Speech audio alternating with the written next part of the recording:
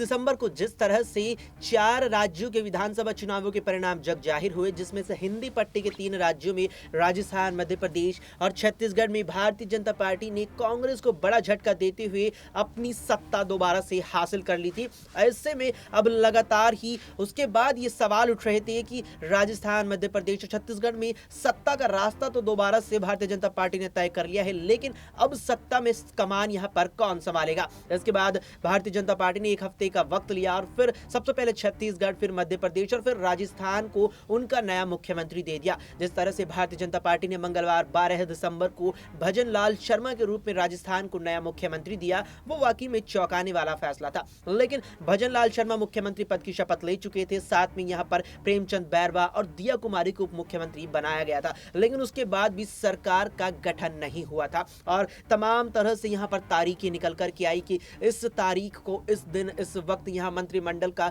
गठन होगा भजन लाल शर्मा की सरकार का, लेकिन ऐसा नहीं हुआ। इस बीच लगातार अटकलें चल रही थी कि यहाँ वसुंधरा राजे खेमे के विधायकों को ज्यादा संख्या में अगर यहाँ मंत्रिमंडल में जगह नहीं दी गई तो वसुंधरा राजे पार्टी आलाकमान के खिलाफ अपने जो तेवर है उन्हें और भी कड़ा कर सकती है और कहीं ना कहीं बगावत पर पूरी तरह से उतर के आ सकती है। लेकिन फिर जाकर के वो तारीख और वो दिन आ ही गया जब शनिवार 30 दिसंबर को राजस्थान की नई सरकार का मंत्रिमंडल का गठन हुआ, जिसमें 21 विधायकों ने मंत्री पद की शपथ ली, जिसमें 12 कैबिनेट मंत्री, 5 स्वतंत्र प्रभार राज्य मंत्री, जबकि 5 स्वतंत्र प्रभार दर्जा प्राप्त मंत्री को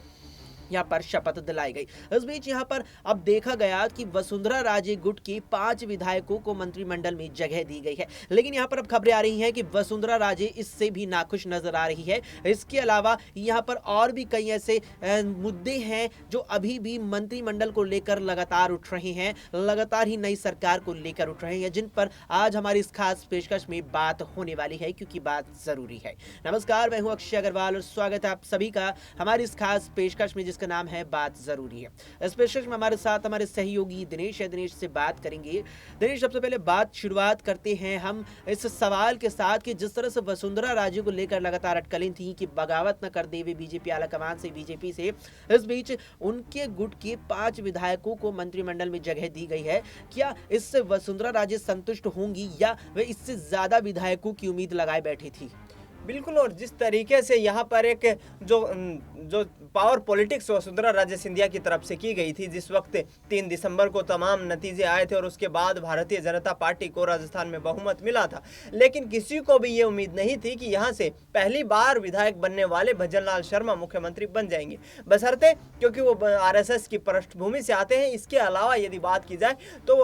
कहीं ना कहीं केंद्रीय नेतृत्व नया नेतृत्व खड़ा करना चाहता था राजस्थान में। वसुंधरा राजे सिंधिया 2 बार मुख्यमंत्री पहले भी रह चुकी हैं, तीसरी बार ताल ठोकती नजर आ रही थी, 50 से 60 विधायकों का समर्थन होने की बातें कर रही थी। इसी के अलावा उनके बेटे जो दुष्यंत राजे हैं, जो कि झालावाड़ 12 सीट से सांसद हैं, उनके द्वारा कुछ विधायकों की बाड़ेबंदी की खबरें भी सामने आई। लेकिन आपने जो कहा कि जिस तरीके से वसुंधरा राजे सिंधिया का खेमा क्या कमजोर पड़ता नजर आ रहा है, इस पर मैं आपको बता दूं कि वसुंधरा राजे सिंधिया का खेमा उसी वक्त कमजोर पड़ता दिखाई दे रहा था जब वसुंधरा राजे सिंधिया के नाम पर मोहर लगाने के लिए हाईकमान ने इतना लंबा वक्त लिया, क्योंकि वसुंधरा राजे सिंधिया के अलावा बीजेपी हाईकमान को किसी भी नेता से ये उम्मीद नहीं थी या ये डर नहीं था कि वो किसी प्रकार की बगावत कर सकते हैं, यानी कि बगावती रुख अपना सकते हैं। और ऐसे में वसुंधरा राजे सिंधिया का तमाम जो रास्ता था उसको बंद करने के लिए हाईकमान ने इतना जो है वक्त लगाया, और उसके बाद करीब 12 दिन का लंबा वक्त गुजर जाने के बाद वहां पर एक तरीके से मुख्यमंत्री पद की शपथ ली जाती है और एक लंबा कार्यक्रम आयोजित किया जाता है। इसी के तहत आपको बता दें कि हाल ही में जो कैबिनेट का गठन हुआ है उसमें करीब 5 ऐसे विधायक हैं जो कि वसुंधरा राजे सिंधिया की सरकार में भी मंत्री थे, यानी कि वसुंधरा राजे सिंधिया यहां तो अपनी बाजी मारने में सफल होती नजर आई, क्योंकि 5 विधायकों को मंत्री बनाना छोटी बात नहीं होती अक्सर। और एक तरीके से उनका जो कद है उसके आधार पर बीजेपी हाईकमान ने यह भी तय किया है कि यहां से यदि वसुंधरा राजे सिंधिया को नाराज किया जा सकता है तो फिर कोई ना कोई बड़ा झटका लग सकता है। लेकिन आपको बता दें, जिस वक्त चुनाव जीते थे उस वक्त भी उनके जो सिविल लाइन्स आवास था वहां पर 20 से 25 विधायक उनको बधाई देने पहुंचे थे। इसके बाद जब मुख्यमंत्री के ऐलान होना था और केंद्रीय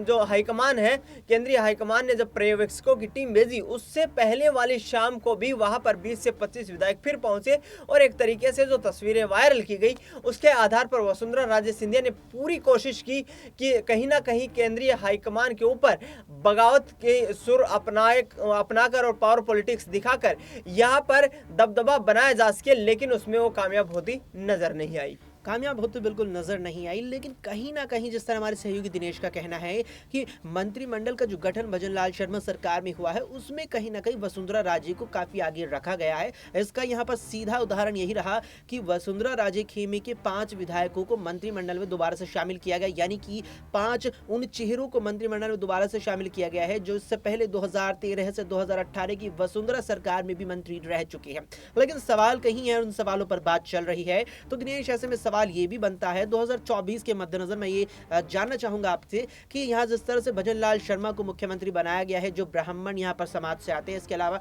2 उप मुख्यमंत्रियों में दिया कुमारी राजपूत समाज से आती है और यहाँ प्रेमचंद बैरवा अनुसूचित जाति से आते हैं, तो इन तीनों के जरिए राजस्थान की 25 लोकसभा सीटों पर क्या कुछ प्रभाव 24 के लिए बीजेपी डाल पाएगी? देखिए, यहाँ पर किरोड़ी लाल मीणा ने भी आज जो है मंत्री पद की शपथ ली है और मीणा समुदाय की जो है बहुतायत भी यहाँ पर राजस्थान में अच्छी खासी है। तो अक्सर इस बात से हम दरकिनार नहीं कर सकते कि बीजेपी को किसी एक समुदाय के वोट बैंक के छिटक जाने से कोई नुकसान नहीं होने वाला है। यहाँ पर जिस तरीके से आपने जिक्र किया कि जो जनरल कास्ट से आते हैं भजनलाल शर्मा हैं, उनके अलावा जो है राजपूत समुदाय यानी जनरल समुदाय से दिया कुमारी आते हैं, इसके अलावा दलित समुदाय से प्रेमचंद बैरवा हैं, उनके अलावा भी जिस तरीके से अब किरोड़ी लाल मीणा को वहाँ पर मंत्री बनाया गया है, तो मीणा समुदाय जो एक कहीं ना कहीं एसटी कैटेगरी में आता है राजस्थान में, वहाँ से कहीं ना कहीं बीजेपी एक पूरा अपना जातीय समीकरण लेकर चल रही है और एक ऐसा फ्रेमवर्क बनाया जा रहा है कि मुस्लिम वोट बेशक उनसे छिटके,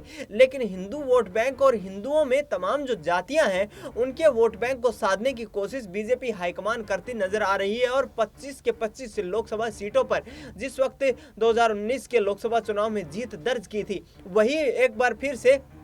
रिकॉर्ड दोहराने की कोशिश की जा रही है यहाँ पर भारतीय जनता पार्टी की तरफ से। जिस तरीके से जो इतना लंबा वक्त लिया गया पहले तो मुख्यमंत्री का चेहरा घोषित करने में और उसके बाद मंत्रिमंडल का गठन करने में, तो कहीं ना कहीं बीजेपी हाईकमान जो है फूंक फूंक कर कदम रख रही है और यहाँ पर आने वाले लोकसभा चुनाव में किसी भी प्रकार की होने वाले नुकसान को यहाँ सिरे से खारिज करने की कोशिश कर रही है। यहाँ पर सिरे से खारिज करने की पूरी कोशिश बीजेपी के द्वारा की जा रही है कि कोई भी ऐसी स्थिति ना छोड़ी जाए जिससे 2024 के लोकसभा चुनावों में पार्टी को जरा भी नुकसान उठाना पड़े, और इसको लेकर के पार्टी बहुत ही ज्यादा यहाँ पर चिंतन मंथन करती भी नजर आई। जिस तरह से सबसे पहले मुख्यमंत्री के चयन में राजस्थान ही वो राज्य था जहाँ भारतीय जनता पार्टी ने सबसे ज्यादा वक्त लिया, यानी कि रविवार 3 दिसंबर को चुनावी परिणाम सामने आने के बाद करीबन 9 दिन का वक्त बीजेपी ने लिया और फिर मंगलवार 12 दिसंबर को भजनलाल शर्मा के नाम का ऐलान किया। इसके अलग यहाँ पर और भी तमाम चीजें हैं, मंत्रिमंडल पर चर्चा चल रही है, मंत्रिमंडल पर बात चल रही है। तो दिनेश, मंत्रिमंडल में ही हमने देखा कि कैबिनेट मंत्री के तौर पर शपथ लेने वाले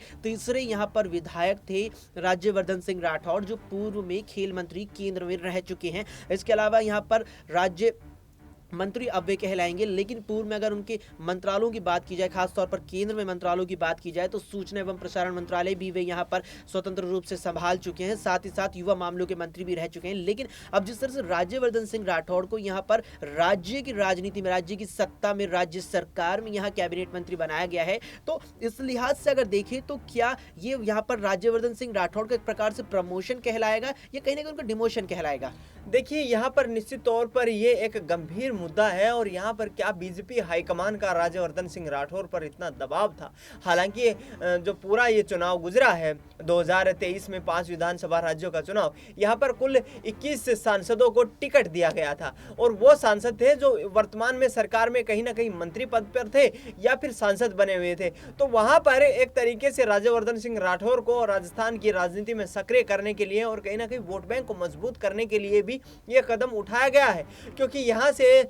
जो राठौर समुदाय है वो जनरल कास्ट में आता है और वहाँ पर राज्यवर्धन सिंह राठौर जो है अपनी जो है एक मजबूती दिखा सकते हैं। और ऐसे में राज्यवर्धन सिंह राठौर का केंद्रीय मंत्री से हटाकर एक राज्य में जो है मंत्रिमंडल में शामिल करना कहीं ना कहीं डिमोशन लग रहा है। लेकिन बीजेपी की रणनीति जो है उसके तहत यहाँ पर पूरा काम होता नजर आया है और बीजेपी की रणनीति के तहत ही राज्यवर्धन सिंह राठौर ने यह भी कहा है कि जो केंद्र की हाईकमान मुझे आदेश देगी वो मुझे स्वीकार होगा। और इसका नतीजा यही देखने को मिल रहा है कि केंद्र में मंत्री रहने के बाद राज्य सरकार में मंत्री बनना कहीं ना कहीं अंदर से जरूर खलता है किसी भी नेता को, लेकिन जो वोट बैंक को साधने की कोशिश की जाती है वो सर्वोपरि होता है और पार्टियां उसी के लिए काम करती नजर आती हैं। इस बात में कोई दो राय नहीं है कि बीजेपी जिस दृष्टिकोण से यहाँ पर अपनी रणनीतियां बनाती है उसे पूरी तरह से समझना बिल्कुल यहाँ पर मुश्किल नजर आता है, क्योंकि जिस तरह से यहाँ तीनों हिंदी पट्टी राज्यों की बात हुई, इस पूरी पेशकश में भी बात हुई, तीनों हिंदी पट्टी राज्यों में बीजेपी ने नए चेहरों को मुख्यमंत्री बनाया, तीनों ही राज्यों में उन चेहरों को मुख्यमंत्री बनाया गया जिसके नामों के बारे में किसी ने भी कहीं से कहीं तक भी कल्पना शायद ही की होगी। बहरहाल इस पूरी खास पेशकश में इतना ही। देश और दुनिया की तमाम खबरों के लिए आप देखते रहें SPN 9 न्यूज।